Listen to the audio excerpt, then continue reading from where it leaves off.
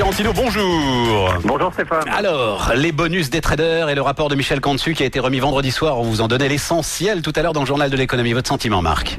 Et moi je dis bravo, bravo, parce que c'est parti pour une grande campagne de communication, ou plutôt de manipulation de l'information. Ça y est, on lit, on entend partout que les bonus dans les banques ont baissé, que les banques ont suivi les appels à la modération du gouvernement. Voilà pour le message officiel qui doit être relayé à tout prix, et ce qui est déjà fait, c'est vital qu'il soit relayé à tout prix, car si le ménage français moyen regarde les chiffres dans leur réalité, il risque de se révolter contre les pilules amères qu'on essaye de lui faire avaler, notamment la hausse des impôts sur le patrimoine, et vous en parliez largement, bientôt la hausse des impôts sur la revente de la résidence principale, des impôts qui, il faut le savoir, rapporteront moins que ce que vont toucher les bonus, les traders en bonus pour 2010, car le chiffre qui frappe et qu'on doit faire avaler aux Français, c'est que les 6 banques aidées par l'État versent 3 milliards d'euros de bonus en 2010. C'est 800 millions d'euros de moins qu'en 2007, Marc Fiorentino.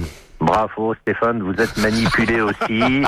Je vous félicite. D'abord, 2007 a été l'année avant la crise, l'année record de tous les records, l'année de toutes les spéculations qui nous ont menés, d'ailleurs je le rappelle quand même, à la crise dont on paye encore le prix. Mais la beauté de la manipulation médiatique, c'est qu'on ne parle pas de la rémunération globale.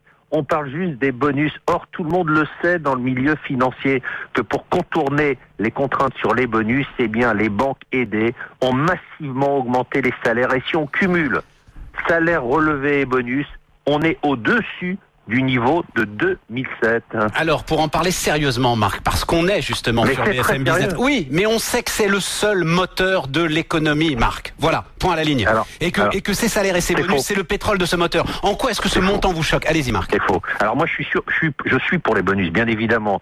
Mais je pense que si les banques font des profits aujourd'hui, et si elles distribuent des bonus spectaculaires, et 3 milliards d'euros, il faut le dire, c'est spectaculaire, c'est grâce à l'aide qu'elles ont reçu de l'État, donc grâce à l'argent des contribuables qu'on va encore harceler. Mais elles ont rendu 2 milliards à l'État, Marc. Pendant que les banques vont payer un taux d'impôt sur les sociétés ridiculement bas, grâce à des artifices et à des paradis fiscaux, et 3 milliards d'euros, plus les hausses de salaire pour féliciter ceux qui préparent la crise de demain, plus la hausse des matières premières. Moi, je vous dis une chose, Stéphane, je trouve ça indécent. Eh ben, c'est dit et c'est clair. Marc Fiorentino, et c'est pour ça qu'on vous aime d'ailleurs. Marc Fiorentino, allofinance.com.